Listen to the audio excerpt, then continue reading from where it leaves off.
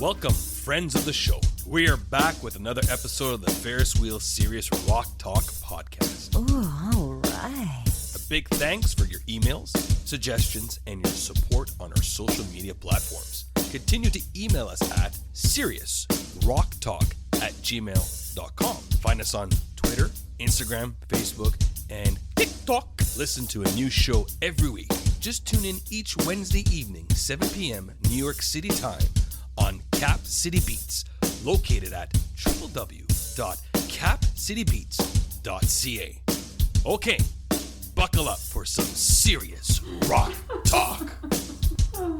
Ladies and gentlemen, we are back for another fine episode of the Ferris Wheel Serious Rock Talk. We are. I'm your host, Mr. Ferris Kennedy, and to the left of me, a man who is no stranger at all to the Maury Povich show. I do security there, that's all. Dr. Ian Clark. And a man to the right of me that wanted to get on to Maury Povich and had to settle for Montel Williams. Stephen Wheeler. And I didn't bother going on any show because I was happy with open mic with Mike Bullard. Oh, God, how do you remember that one? Good for you. Anyways, today we are talking about Bryan Adams. And people said, well, hey, why Bryan Adams? Well, it's personal to me. And as you see here, I'll tell you why. In my hands, I'm holding two things. He is. All right, I'm holding a Michael Jackson Thriller album. Thriller vinyl, there it is. Thriller vinyl. And Original. Well, it was purchased in the 80s. And the traditional Bryan Adams cassette. People are like, well, geez, why do you have these two things? Well, it's quite simple. Obviously, growing up in the 80s, my parents didn't have that much money. And those were the first two pieces of music my mother bought for me, was the Michael Jackson Thriller vinyl and the Bryan Adams Reckless album. The cassette. Why cassette? For the car? Yeah, and that's all she could have found at the time. And I guess it was at, what was it, K-Tel or not K-Tel, what was that, Kmart? Oh, yeah, Kmart. Actually, I think that's why she bought you the tape, because Kmart didn't have vinyl records anymore in the late 80s. Yeah. So she figured this is it, you know, so this is what I have as a kid growing up, and I've still kept them ever since till this day. As a lot of people say, well, why Bryan Adams? Well, it's quite simple. Yes, it is personal to me. He is Canadian like I am. He grew up in the Ottawa area just like I did. And he's also a big fan of Quebec City as a visitor, and so do I. And he is also an accomplished photographer. He is a recognized international musical artist. He is a Juno Award winner, Grammy Award winner, and he is now going to be inducted into the Canadian Rock and Roll Hall of Fame. Oh, it's about time. Yeah, and all those things are on your to-do list. All those things are on my to-do list. And the thing is that aren't you happy that he's getting into the Canadian Rock and Roll Hall of Fame? I said, no, I don't want that one. I want the one in Cleveland. That's the one he has to be in because he belongs to be in Cleveland. It's great that he's got the Canadian one. Maybe it's going to be a stepping stone, but we'll see. Has anything ever been said why he's not in Cleveland? I don't know. When I'm looking at research and I look at bands, like Judas Priest has been around longer than him, hasn't been inducted yet. True. True. Yeah. They haven't been inducted yet. The Guess Who are not even in the... Judas Priest, really? Yeah, they're not... Even the Guess Who is not in, and they've been... That's bizarre. I know. So these are, critically acclaimed artists, True, right? So, yes, this is, it's personal to me. Yes, everyone knows he is my favorite artist, and he can do no wrong. He's in that category now where he's got carte blanche. And you don't like when I say this, Ian. He could do like Neil Young. He could write anything and put it out, and it doesn't matter. Well, Neil Young does. Bryan Adams doesn't. He hasn't put an album out, Well, he just released one recently. Just recently. After a huge space, yeah. But apparently it got really good reviews from what I'm hearing. Yeah. I did not have a chance to listen to it, and people are like, well, if you're a big fan, well, it's things called time. I have work. You should get it in vinyl. I will get it in vinyl. So, without further ado, before we continue off, I just do want to say one thing. What's that? Did you guys know that after 60 plus years, the dynamic duo are finally retiring? Can you guess who it is, Ian? The dynamic duo. They're retiring. Well, I know you wish it'd be a certain dynamic duo, but it's not Jagger and Richards. It's not them. The other dynamic duo is, not really dynamic duo, but I know that Paul Simon's retired from Mark Garfunkel permanently. There'll be no more tours, nothing. That's over. Another dynamic duo would be Aerosmith, but they're not retiring. Those are your two guesses? Yeah, I gotta get two. Okay. Yeah. That's it. Wheels? Frankly, the only dynamic duo that ever mattered, anyways, are permanently retired. Just Adam West died. That's it? That's what you're going with? Well, no, but I was thinking the same thing as Ian. I was thinking the Stones or Aerosmith. Like real duos, yeah. Yeah. Well, it's good. It is out in left field. It's actually Smoothie and Crunchy, the Kraft Peanut Butter Bears, are finally retired. This was on the morning show, Biggs and Bar. They did this. It was on March 30th. It was announced. It wasn't an April Fool's thing. But apparently, the Bears are... They're calling it a career. What are they? Did they unionize? Why? I have no idea.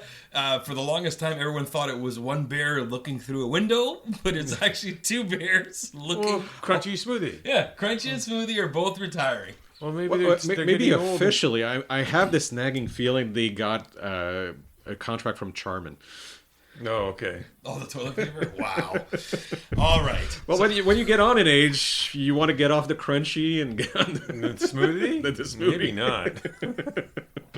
So let's get on with the Canadian rock icon, Bryan Adams. Okay. Canadian rock legend Bryan Adams was born in Kingston, Ontario, Canada on November 5th, 1959. In 1974, Bryan moved to North Vancouver with his family. Adams bought his first electric guitar at the age of 12. In an interview with music magazine Guitar World, Adams said, "I bought an imitation Les Paul at a 5 and dime store in Ottawa, Canada. In 1971, Adams recalled, before that, I had an imitation Strat, which I bought in Reading, England in 1970. It felt real at the time to have a Les Paul. Even though I'm a massive Ritchie Blackmore fan, still am, I was heavily into Humble Pie's Rockin', the Fillmore album at the time, and both Peter Frampton and Steve Marriott were on Les Pauls. It's rock guitar heaven, that album." So, to continue on with Bryan, he left school to play in a group called Shock and used the funds his parents had saved for his college education to buy an SD grand piano to tinker with. While, Holy crap, you bought a grand piano? he bought a grand piano. God. He sold pet food and worked as a dishwasher in a restaurant, which paid the rent.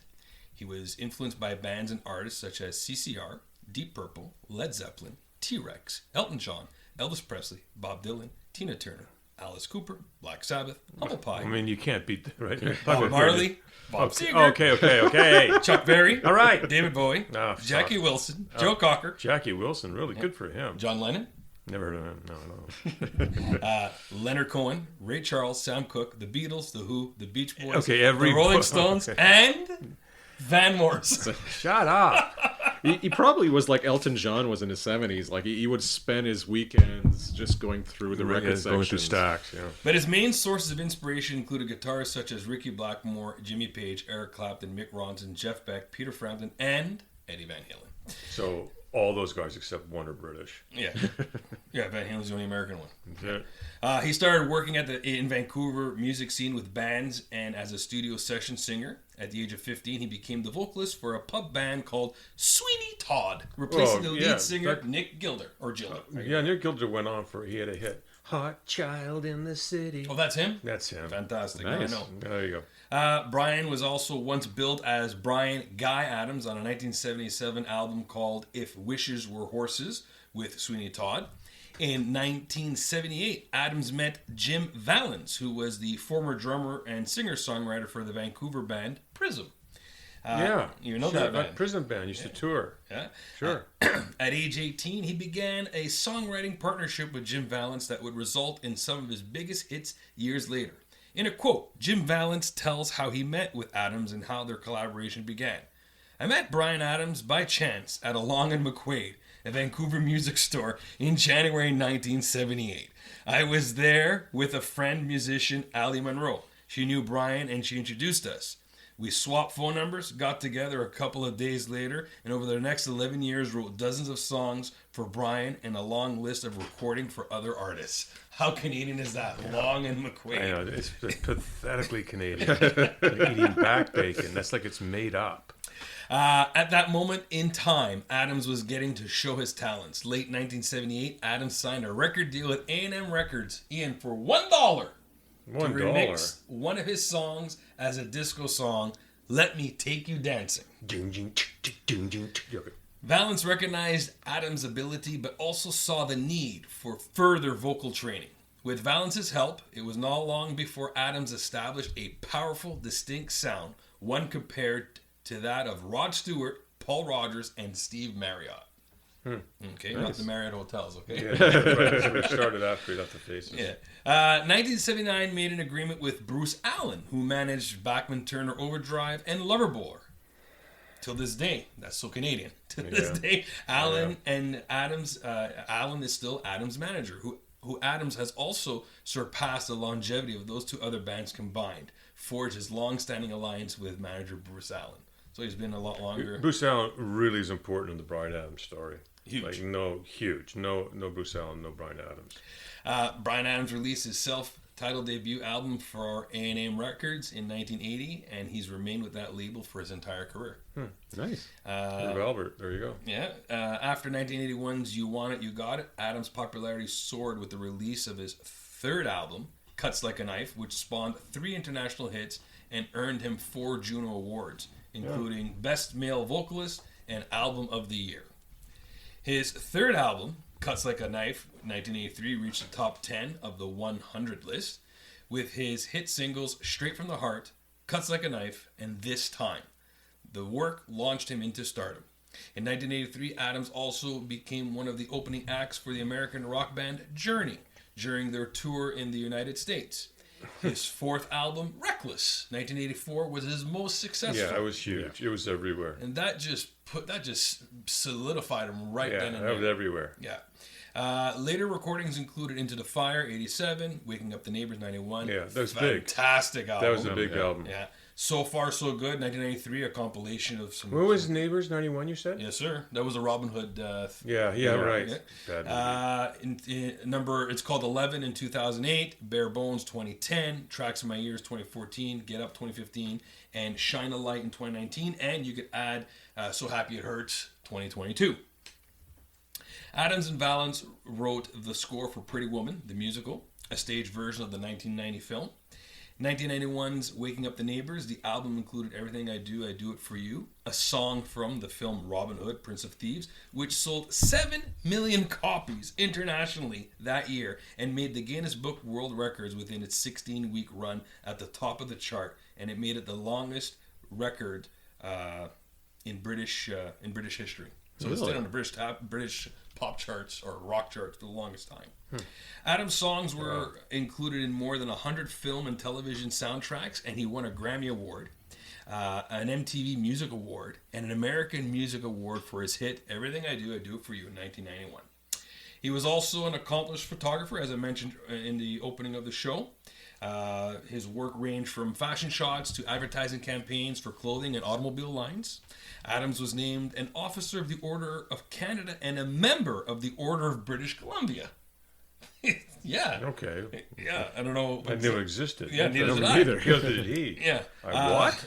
A greatest hits package called So Far So Good was released in 1993, and Bryan Adams also scored another #1 hit when he collaborated with Rod Stewart and Sting on All for Love, the theme song from the film Three Musketeers.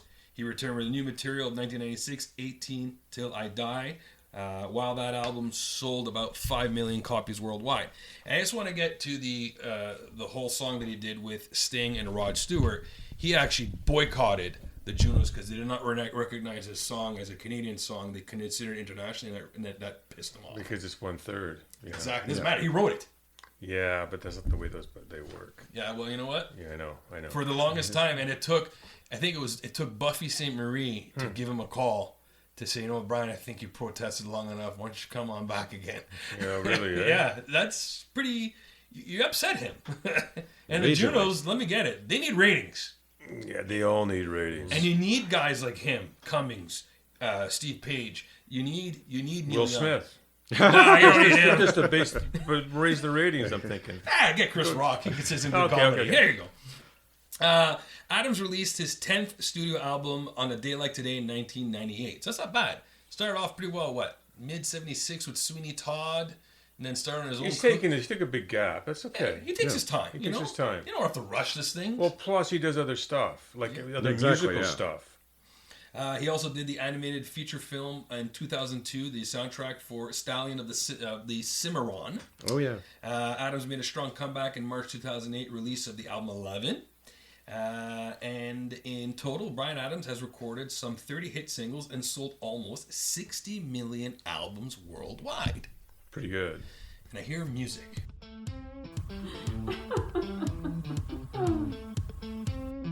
Welcome to Clark Comments. Shut up and buckle up as the good doctor kicks out the jams and offers a selection of questionable, disturbed opinions that are somehow related to popular music. I got 468 minutes of something ahead of me, and it's been known to put people into a catatonic state. And I'm thinking about the recent released Beatles documentary called Get Back, made by the guy who directed Lord of the Rings, who's not known for his brevity, Peter Jackson.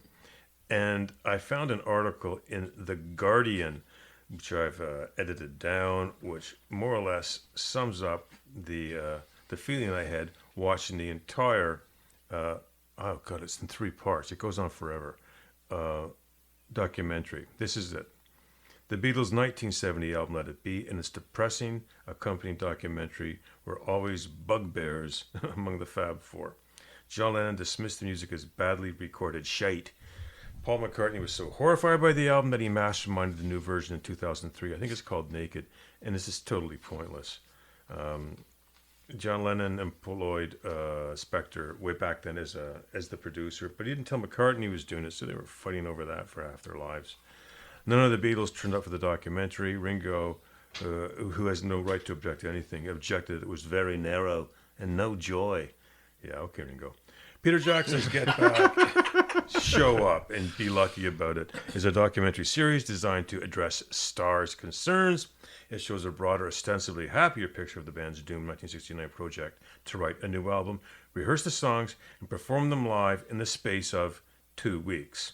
Whether the Get Back sessions hastened the Beatles' demise, which might have remains moot, but a preponderance of footage featuring songs sung in funny voices, muggied to the camera, and in-jokes can't stop the initial sessions at Twickenham Studios from looking like misery.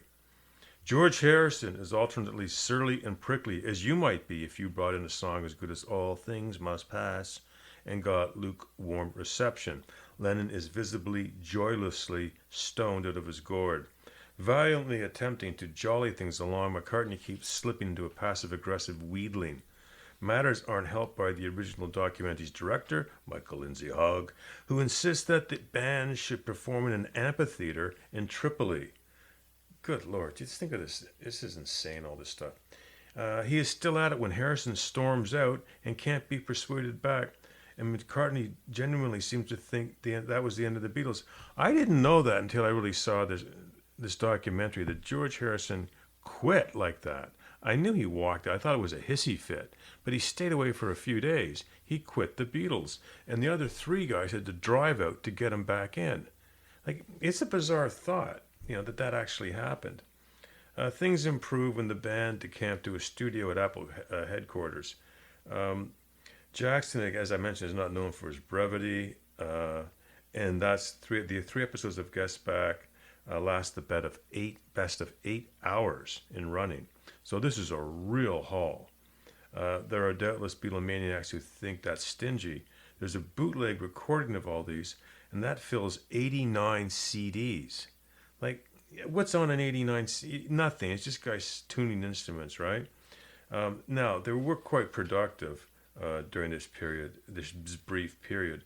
They cranked out the entire Let It Be album, half of Abbey Road, and a lot of songs that ended up on their solo projects like Jealous Guy, Backseat of My Car, and Give Me Some Truth from John Lennon. But the moments and inspiration are marooned amid acres of desultory chit-chat. There is a point about 5 hours in when the prospect of hearing another ramshackle version of Don't Let Me Down becomes an active threat to the viewer's sanity. This is doubtless what recording an album is like, but for an onlooker it is, to use the language of 1969, a real drag. Much opprobrium has been cast at Yoko Ono for her constant presence at Beatles recording sessions, but after this, you will marvel at her fortitude for sitting through them. So, folks, that was part of the article. Yes, it's boring, and yes, no matter how hard mastermind manipulator Paul McCartney has recut the film, or rather, how it was suggested Peter Jackson was to recut the film, there's just no way we can accept these four guys as the same fun-loving mop tops a la Hard Day's Night. It's impossible. These guys really aren't having a good time, at least not while on drugs, and it was time to call it quits. Everything ends, including the Beatles, and no amount of editing can cover that. Or should you want to, if you believe in the truth, right? Give me some truth. The fact that for a final live performance, the Beatles dragged their equipment to the roof of their studio and warbled their beautiful songs for no one in particular is both sad and damning. There is no audience, just employees and hangers-on and baffled passers-by on the street below. That the greatest rock band in the world is reduced to this is plain pathetic. Harrison was right to quit halfway through the sessions. He was the only one showing any glimpses of sanity, as in, what the hell are we doing here? Everyone is miserable. It's no coincidence that Get Back was financed by Disney, a company that believes in happy endings, and Never Neverland. Either Get Back is yet another clever, profitable repackaging of the long-gone Beatles, or somehow provides valuable insight into a band we hardly know anything about. Yeah, that's sarcasm, obviously. Anyway, I think the film is aptly named, Get Back. As in a perfect world, it really should have been called Let It Be. Okay? Just leave it alone. And this has been Ian Clark Comments. That is actually very interesting. You know, it's funny you talk about that because on Sirius XM, the classic vinyl, they always play quotes of, artists and whatnot, and Lennon comes up. And they said, well, Paul brought in George, and George brought in... I only brought in Paul. So in other words, I only brought in him. I didn't bring in those other guys, So kind of gives it this God concept that he had, right? Yeah. Because I started watching that last week with Ashley, and she says, by the way, she goes, these guys are really ugly. I said, well, no, Pete Best was the good-looking one. Yeah, he was. Then they got rid of Pete Best because he was too good-looking. He was too good-looking. And then Paul became the good-looking The good-looking guy, the cute one. By default. Yeah. Which tells you something about the band. No, but the thing is, it's true. These guys weren't you're comparing, I don't know, they don't look anything like today's The Rock or Jason Momoa girls really look like, So she's they're really ugly. I'm like, well, they weren't really known for their looks. They were known for their attributes and their songs. Yeah, they didn't make that in their good looks. But you know what? I always said one thing. If I could go back into time, I would. And I'd go back to when they're just about to break up, and I'd go up to Paul and say, listen, let him go. Let John walk. Let him do his thing. Okay? You continue on. Get yourself another bassist or whatever. And, Billy Preston wants to play full-time, so you got yourself a fiddle. Yeah. And then I'd go just a couple of days before 1980, and I'd say, John, listen, you're going to come with me. We're going to go down to my aunt's. We're going to stay a couple of days there. Yeah. Okay? And let this stuff just barrel through. Let time just pass, okay? Yeah, and then we'll come back in January. And there you go. I just saved the world. But we're leaving Yoko in New York. No. Yeah, she can stay there. She can stay there. Yeah, because she won't understand. My aunt, man's going to speak to her in Italian. She goes, Yeah. She'll just go, yeah, that's it. Sure. So, carry on to the legend, who's better than Lennon in my view, Bryan Adams. So... Well, better human. Better than Lennon. Well, better human. 5 albums. Well, yeah. Okay. There's 5 albums that Bryan Adams can't live without. And he said this in an article to the writer of the article. Her name is Liza Lentini. And it was from Spin Magazine. It was actually just recent, less than a month ago, March 11th, 2022. So, Bryan Adams, albums that he cannot live with. Just 5 of them. And Ian, I'll read them. I'll say the quote. And then you say, yeah, yes, or no. Okay. First one, he says, Rubber Soul by the Beatles. He goes, I love every song on this album for the sound, the lyrics, and the singing. It reminds me of a time when my family and I were living in Portugal. It was hard to get music back then, especially as a youngster. But I was so glad to have bought this album in England whilst on a trip to visit my grandparents. Thank you, Beatles. Oh, you can't go wrong. I mean, that's one. Yeah, I mean, it's the Beatles. You know, I mean, the Rubber Soul. It's a great album. There's not even nothing to talk about. Second one is Led Zeppelin 2. Oh, okay. Obviously, Led Zeppelin. Of all the things to choose, yeah. This was the album that made me want to be a drummer. Even though I'm not a drummer, or not until recently, that is. I ended up as a guitarist because my father wouldn't agree to a drum set in the house. No father agrees to that. I was given a Spanish guitar instead for Christmas one year. This Zeppelin album is genius from start to finish. It has the best guitar riffs and performances and truly incredible production. Thank you, Jimmy Page. Thank you, John Bonham. Thank you, Robert Plant. And thank you, John Paul Jones. He's right. And if I say, as an aside, often people say it's not your first album that counts, it's your second. The follow-up one. Yeah, the follow-up. Yeah. And Because they hit it the at third the park. one, the third one is kind of like, And the fourth is, okay, we made up for it. I always thought Peter Frampton, you know, I know he had other albums before Frampton Comes Alive, but he did Frampton Comes Alive. The second one, ruined his career. The third album, Ian, I think you'll agree, Goodbye Yellow Brick Road by Elton John. When are you gonna come down? Yeah. He says, I love Elton and Bernie's songs, especially this album is so genius. I managed to see Elton perform live in Vancouver in 73. I saw him in 2018. Wow. I was about 14. Even to this day, I don't think I've seen a better show. He was dancing on top of his piano in a costume. I saw that show, and I said to you guys in a former podcast like 2 years ago, that, remember, that's the best concert I've seen in my life. And I've probably seen 300 concerts. So at this point, this is before he dressed up as Donald Duck, right? Yeah. Well, no, it says right here he was dancing on top of his piano in a costume that had fluorescent balls on it. Oh, unforgettable. Yeah, he was a great album. Thanks, Elton. Yeah, he opened up with "Funeral for a Friend" into "Love Lies Bleeding." He played the album, and there's nothing wrong with that. It's a perfect album. It's nothing weak on it, and it's a double album. I saw Elton, and I have to admit, yes, out of all the concerts I've seen, he's up there in the top. He delivers. He delivers. But with this one, he was still really young, and he's backing an album for all ages. Yeah. It's like Led Zeppelin touring Led Zeppelin 2. Okay, just play the album. That's all you got to do. Yeah. 45 minutes, cut it. Yeah, let's go. The next one, Ian, you're probably going to disagree. Tattoo You by the Rolling Stones. Yeah, I do. I wouldn't. That's not the. Okay, if he had said Sticky Fingers or something, I'm okay. And he says this. He goes, my friend Bob Clear Mountain mixed this record, and I just love the way the album is put together. There's a bit of log rolling here. Yeah, okay.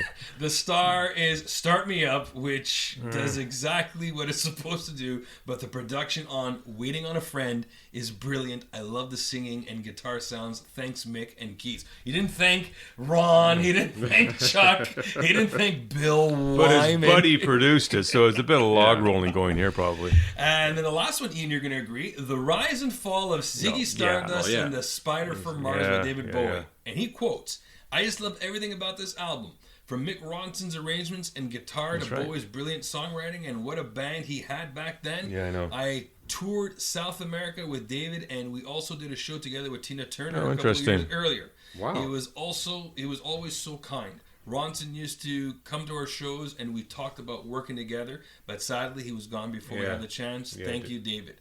Now, everyone can see why Adams is Kennedy's favorite artist. We have the same taste in albums, and for the record, I have all of these albums on vinyl also. Good for you. Hey, now. Booyah! And I was actually listening to the Ziggy Stardust last week. And really? It's a fantastic album. It's the Nothing Weak. Yeah, every song is great. So here I'm going to just fire down some songs that Bryan Adams wrote for other artists. I'm not going to use any quotes or anything. I'm just going to shoot them off. So Adams wrote songs for Roger Daltrey, and he wrote Let Me Down Easy, Under a Raging Moon, 1985. Yeah, I remember that. Joe Cocker, he wrote a few for Joe Cocker, When the Night Comes On the One Night of Sin, Edge of Dream, Teacher Soundtrack, and Feels Like Forever, Night Calls. Kiss, he wrote War Machine, Rock and Roll Hell, Down on Your Knees. Ted Nugent, Where Do You Draw the Line, from the album called Penetrator in 1984. That just sounds dirty.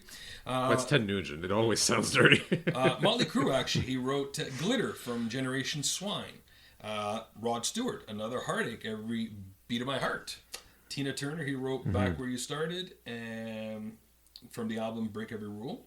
And Why Must We Wait Until Tonight? What's Love Got to Do with It? The soundtrack.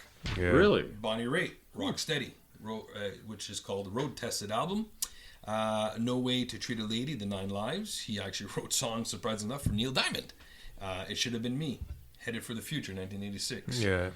Carly Simon, It Should Have Been Me Again, coming around again. It should have been him. Yeah. No. He actually wrote a song for Prism, You Walked Away. Oh, wow. Yeah, You Walked Away again from the Armageddon album, 1979. Take It or Leave It on the same album. Stay from the Small Change album, 1981. And Don't Let Him Know, Small Change Again album, 1981. Northern Lights, he did Tears Not Enough, that big collaboration. Yeah, he did. Loverboy, he wrote Jump, Dangerous, and Hometown Hero. Florence Warner, Hold Me Once. Stevie Vaughan, he wrote Prove It. Lisa Bade or Bade, No Way to Treat a Lady.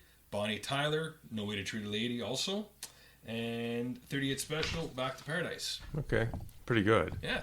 So, I don't know, you hear any more music? I think you do hear something. What is it about?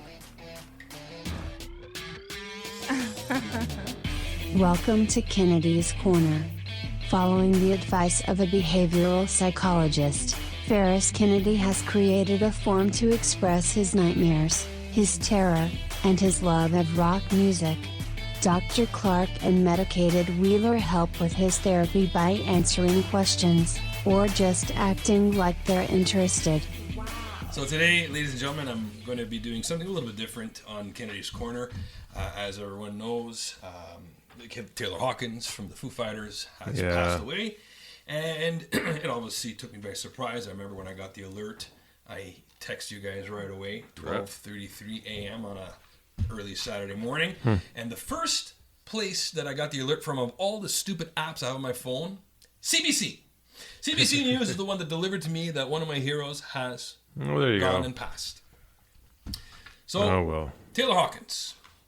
Nick Mason once said, the first rule of drumming is that if you make a mistake, turn and look angrily at the bass player. Yeah, that's good. I know that. That's a great quote, eh? Ladies and gentlemen, today on Kennedy's Corner, I'd like to pay homage to a drummer and rock icon of the Foo Fighters by the name of Taylor Hawkins. Taylor Hawkins always said, bands are only as good as the drummer, and if the gig goes bad, it's the drummer's fault. During a South American tour with his band, the Foo Fighters, Hawkins passed away suddenly on March 25th, 2022. Like the rest of us, I was shocked and saddened, as he was and still one of my influences.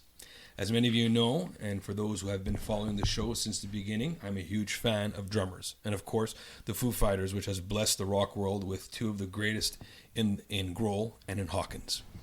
In many shows we have done, Hawkins was always on my list of top drummers and influences for those influences.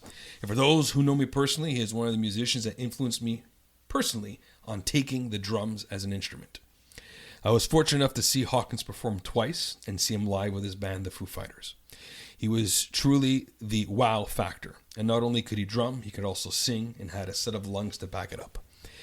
Being good at one thing is amazing, but being multi-talented is phenomenal, and Hawkins displayed that in his performance during his shows. He would sing Queen covers and was able to work the crowd. He had a way of making the show eclectic, and you could tell he was loved and cherished by his bandmates. Not only was Hawkins a great drummer, he was mentored by one of the best, who was his best friend and partner in crime and music writing, none other than Dave Grohl. Hawkins admired Grohl before he joined the band, and it was courtesy of Alanis, who Hawkins was the touring drummer for 2 years, who introduced Grohl and the Alanis Morissette hit. Yeah, yes. Good. And the rest was history. A little history of how he got there. Born in Fort Worth, Texas in 1972. In 1976, he moved to the suburb of Laguna Beach, where he grew up and developed his love for music. He was influenced by Roger Taylor from Queen, Stuart Copeland, and his favorite drummer is Phil Collins. He had joined the band in high school, and later he was in a band called Sylvia. He drummed for Sass Jordan, and as you know, in June of 1995, he became the touring drummer for Alanis Morissette for 2 years. And while in the role, he met Dave Grohl, his future Foo Fighter bandmate, and the two immediately shared mutual respect. Hawkins took over the drummer role when Goldsmith left Foo Fighters. Hawkins' debut was in 1999 on the album called Nothing Left to Lose. In a quote that was published in Ultimate Classic Rock, Hawkins said, "I'd met Dave on a tour with Alanis." Hawkins later recalled, she said, "What are you going to do when Dave asked you to join the Foo Fighters?" The drummer admitted he was shocked when Morissette's prediction came true. "I thought they had a drummer. They're happy. I love the Foo Fighters. I love the way they are. And I like any smart musician with a gig. I said to Morissette that I would never leave you, laughing.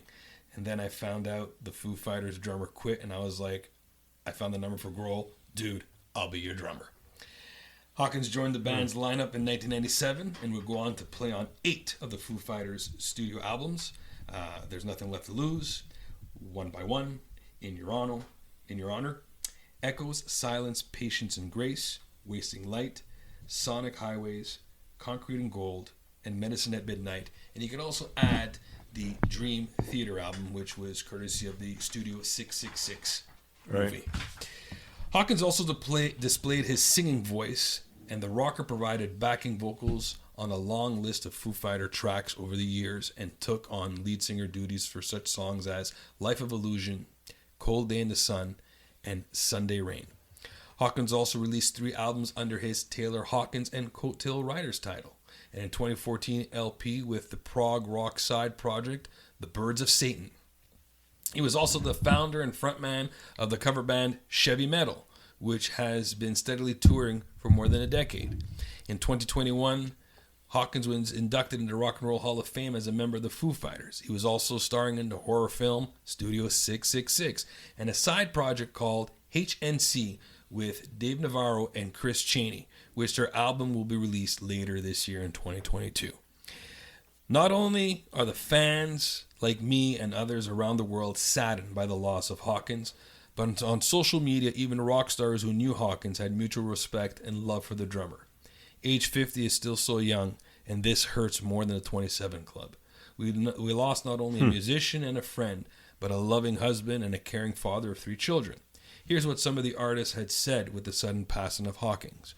Ozzy Osbourne remembered Hawkins as a truly great person and an amazing musician.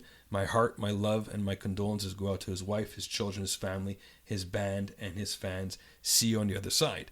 Kiss singer Paul Stanley said he was speechless and gutted by the news of Hawkins' death. Taylor was a great guy, a dad and a husband. My heart goes out to them, Dave and the band. Elsewhere, Black Sabbath's Geezer Butler said he was shocked and saddened by the news, while Guns N' Roses tweeted a series of backstage pictures alongside Hawkins, accompanied by a simple message that said, "Forever missed." Meanwhile, even Wolfgang Van Halen shared a personal memory of meeting Hawkins while on tour with Van Halen in 2012. He was such a ridiculously kind man. The dude just emanated cool, he recalled. Him and my pops and I talked for as long as we could until we had to leave. An incredible drummer and singer. He was constant inspiration to me throughout my entire life. Ringo Starr even said, "God bless Taylor, peace and love to all his family and the band, peace and love." It seems to me it's like his calling. That's what he does. It's all peace and love. Tom Morello said, "God bless you, Taylor. I love your spirit and your unstoppable rock power. Rest in peace, my friend." Slash, devastated by the loss of our friend Taylor Hawkins, I have no words to express all the feelings I have about his passing, but my heart goes out to his family and his band and friends. Rip Taylor. On Hawkins, he was chiefly influenced by classic rock drummers including Phil Collins of Genesis, Stuart Copeland of The Police, Budgie of Siouxsie and the Banshee, Roger Taylor of Queen, Stephen Perkins of Jane's Addiction, Ringo Starr of the Beatles, Jim Gordon of Derek and the Dominoes, and Neil Peart of Rush. Hawkins was once a guest editor of Rhythm magazine. In an interview, he was able to interview Collins, Copeland, Taylor, and Perkins for the first issue. That'd be fun, eh? And the quote was this: "It was thanks to Rush that I got into Genesis.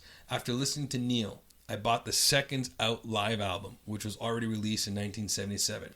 It's just amazing. Not only hearing Phil Collins playing the drums, but also singing. He gets a really bad rap from some people, daring to take over after Peter Gabriel quit. But you just hear the way he sounds here. The beauty of this album is that it's got songs from Trick of the Tail, the first album Genesis did without Gabriel. Collins is an incredible drummer. Anyone who wants to be good on the drums should check him out. The man is a master." Hawkins' first 2 major inspirations were Roger Taylor and Stuart Copeland. He reported that listening to these 2 drummers' different styles showed him a wide spectrum of drumming styles. He also mentioned that he would play along with songs on the radio or records like Queen's News of the World to enhance his skills when he was young. It's a sad time for sure in the world of music, and as a fan who enjoyed Taylor's musical attributes and one of my influences for learning the drums, in the words of Dr. Ian Clark, this one hurts, as it's an artist from my childhood and generation that has gone too soon. Taylor, you will forever be missed, but not forgotten. Thank you for the memories, and rock on, Kennedy. Yeah, good for you, man. That was really good. So, yeah, that one, it does. Oops. That one does hurt, yeah. It hurts. It really does hurt, and who knows what goes on from here. And you said something important. It hurts more than 27 Club because we. That was really good. I thought that was quite eloquent. Because we know what he was capable of doing. Well, it was real. Oops, I'm going to turn that. Make sure. Yeah, it was. Obviously, it was real because he was so young. Even though not going to take away the 27 Club. Obviously, no, but unexpected. I didn't know there's an issue with him. I mean, neither did I. And if you didn't know, I mean, exactly. Really. And I followed the band quite. I followed the band quite closely. Really. Well, yeah, religiously. Really, all week I've been spinning their albums, listening to them. I don't know. A lot of people ask, what do you think they're going to do? Listen, he's gone. It's the dynamic duo. It's. Let me ask you this: do you hope that's the end? No, only for one condition only. If Grohl steps behind the kit, then I'm okay. Okay. With that. Oh yeah, that makes sense. So if Grohl goes behind the kit, I'm okay with that. Or you want to reach out to Ken Aronoff, I'll accept that. But do I think it's the end? I have a feeling that they might say, you know what, we've accomplished so much. Just do a Zeppelin, yeah. They might, and if they do, there's no disrespect. It's totally understandable, Well, when Zeppelin shut down, I thought, with John Bonham, how would you replace John with who? In all seriousness, with who? No, exactly. That's why they used John Bonham's son when they did the O2, right? You get the closest you can get. Yeah, no, exactly. But you can't. The thing is, if Dave goes back on the kit, because people tend to forget, right? The original members of Foo is Grohl, Nate Mendel, and Pat Smear. Oh, interesting. So Hawkins replaced Goldsmith, and Shiflett replaced Ferdinand. Whether Goldsmith and Ferdinand got fired or they quit, and then they brought in Rami whenever the Wallflowers. Oh yeah, they called it a career. Yeah, and Rami, who's got excellent, he's an excellent keyboard pianist. He could play it. They figured, well, why not? They were going in a different direction of sound, so we're not bringing someone who's already been accomplished. So, of course, part of me wants them to continue on, but part of me says, I'm okay with it. If you decide to say, we're going to call it a career, and everyone goes their separate ways, or like I said, if Dave goes behind the kit, I'll accept that because he initially started the band behind the kit. He started the band behind the kit. He started the band behind the guitar. Remember, Nate did the bass for him. So true, yeah. Interesting. We'll see what happens, and so will you folks. Yeah, you have to give it to him that he actually stopped the tour, because some bands are. God bless him for. Yeah. I know. I thought that took a lot of guts, and that tells me that they're done. Yeah. Okay. Okay. To me, at least, it shows respect. It for does. Your friend. It shows respect. Whereas the Stones, seriously, I know. Watts dies. Oh yeah, we're still going on the tour. No problem. That COVID, they had a kind of a lean excuse on that, but they went back out on the road. Yeah. I mean, folks from a previous podcast, my feeling. The Rolling Stones should not be touring without Charlie Watts, in my humble opinion. I know, I'm feeling like emotional on this. Holy cow! No, good for you. It plays a toll on you because even with my drum teacher, we were talking about it last Thursday, and he says, "How are you holding up?" Because he knows how much I love these guys. Right? Yeah. And he's teaching me. Yeah. He's teaching me to go the way of what I like. So. Anyways, we'll move on. Okay. Good for you. Bryan Adams songs ranked. Let's get back to a happy place. Who's ranking these? Hang on. This is actually posted December 26, 2020 by James at returnofrock.com. James has a perfect taste. James has no last name. They just call me James. So he's got number 20, One Night Love Affair. The Best of Me, number 19. Number 18, Thought I Died and Gone to Heaven. 17, Back to You. And it's funny, Live at the Budokan. Budokan. Yeah, they all had that. Heat of the Night. Yeah. I'll always be right there. Cloud number 9. Number 9. Try to see it my way. Do I have to say the words? Well, sometimes you do, Brian. Yes, we need to know. Can't stop this thing we started. Somebody.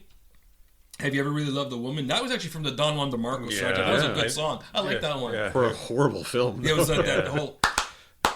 Wasn't that Marlon Brando? Yes, sir. Yeah. Oh my God, that was a bad movie. I remember a quote from the movie critic who said, once you get over how fat Marlon Brando's tire has become. I know, the poor. In fact, Faye Dunaway's at one point he rolls over and it actually breaks her leg. No, All for Love, the Three Musketeers soundtrack, Cuts Like a Knife, Here I Am, which is the Spirit of Cimarron. And he said, he's bilingual, by the way, Bryan Adams, eh? He writes stuff in French. Really? He threw me off. Unstoppable. Yeah. Please Forgive Me, Run to You, Gonna run to you. Heaven, Everything I Do for You, and of course the first one is, Summer of '69. Then they got the top 10 Bryan Adams songs. They did top 10 Bryan Adams songs from ClassicRockHistory.com. That's interesting. So Okay. different. Number 10, Have You Ever Really Loved a Woman? No. Cloud number 9. Number Thought I'd Seen Everything. Can't Stop This Thing We Started. Okay. Heaven. The Only Thing That Looks Good on Me Is You, which is actually interesting. They didn't put that one in the top 20. I guess James. With no last name. James. And that one I think came out with the point where his career as a photographer really took off. Yeah, because the videos he had all these gorgeous models and they're all displayed in nice. Oh, I remember this. Because I remember he toured with his photographic images from the clip, and they actually look better than the clip. Really? Everything I Do for You. When You're Gone, which is the Mel C collaboration from the Spice Girls. Yeah. Run to You, and then Summer of '69. Okay. And then we have the Bryan Adams studio albums. This is by chaospin.com. There's an authority. Okay. They ranked his 15 albums starting from number 15, which is the new one, which, okay, you're not giving it a chance yet. So here we go. 11 is at 14. Track of My Years, 13. Self-titled Bryan Adams at 12. Number 11, You Want It, You Got It. Number 10, Spirit, Stallion of the Cimarron, or Cimarron. I always thought it was cinnamon. Shine a Light. Room Service number 8. On a Day Like Today number 7. Number 6, Get Up, which I'm actually impressed. That one went up pretty quick. Number 5, 18 Till I Die. Number 4, Into the Fire. Number 3, Waking Up the Neighbors. Number 2, Cuts Like a Knife. And Ian and Will, as you could imagine, that Reckless is obviously number one. What's really interesting is these lists, the three, they're all over the place. Oh yeah. I mean, it's usually, Beatles' greatest hits, Yesterday's number 1, and All Day in the Life is number. These are all over the place. They're not. There's no consistency. No. James did not speak to Chaos Pin and ClassicRockHistory.com and say hi. They couldn't contact James because there's no last name. Yeah.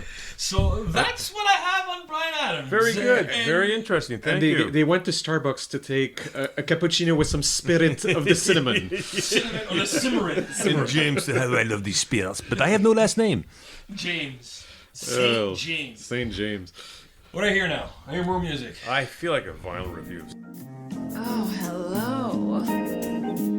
The music at night, it sounds bright on Wheeler's turntable. He shines a light, he keeps his vinyl in sight, and gives you his magnificent review. Now here's a clue we have for you. It's time for Wheeler's Vinyl Review. What do you got, Wheels? I got some prize for our fans. Oh, that's right. So what is the prize? So how did I have to get the prize? That's up to you, actually. Okay. So when you listen to this podcast, and whoever emails us first At what? Serious Rock Talk? at gmail.com. Thank you. So if you email us at seriousrocktalk@gmail.com gmail.com and say, hey, I want the vinyl review. I want the vinyl of the Bryan Adams show. You got it. You let us know. And We that will send it vinyl to you. is Huey Lewis and the News. Yes. Which album? The album is Sports. The best one. Yeah, that's probably the best one. Want a new drug. Not one's going to buy it. I want one that's going to wash my car. I want a new drug. So basically, it was released in the fall of '83. It topped the charts with 5 hits, and it was at the top 20 for actually a long time, until 1985. Yeah, it was around forever. Everybody knows that cover. And it was just an amazingly well-produced album. Yeah. Those of you who don't know Huey Lewis, but you know your popular culture, you know him and his sound for 2 movies. Back to the Future. Yeah, Debbie Does Dallas. Oh, maybe, yeah. American Psycho. Really? Because American Psycho, although the novel was written in '91, the movie came out, I think, 10 years later. Christian Bale one. The Christian Bale one. There is a great quote about that specific album where Patrick Bateman actually is about to kill someone, and he's talking about his favorite band, which is Huey Lewis and the News. And he says, their early work was a little too new wave for my tastes. When Sports came out in '83, I think they really came into their own commercially and artistically. And strangely enough, that is probably the quote that's most used to talk about this album. By some psycho. By a psychopathic killer. Well, a fictional. Yeah, of course, yeah. I know that 99. Oh, get smart. And we're going to Chief. call you on the shoe phone. Yeah. So there are a few cuts here that you really want to put on when you'll have the album in your hands. Such as The Art of Rock and Roll, a huge hit. which sets the tone, basically, of the Yeah, album. Yeah. And it's so memorable. And the chorus, you have to hear the chorus, which is really good. Yeah. 80s. You have it is. Heart and Soul, which is a mesh of pounding guitars and punchy lyrics. And then you have Bad is Bad, which shows off the band's smooth harmony. And you also have Walking on a Thin Line, that tackles the serious subject of Vietnam veterans dealing with returning from the war. But it does It was a so... big subject back then. It was a big subject back then. But in their case, it doesn't sound dated at all because it's not self-righteous. Yeah. So why are we giving this album away?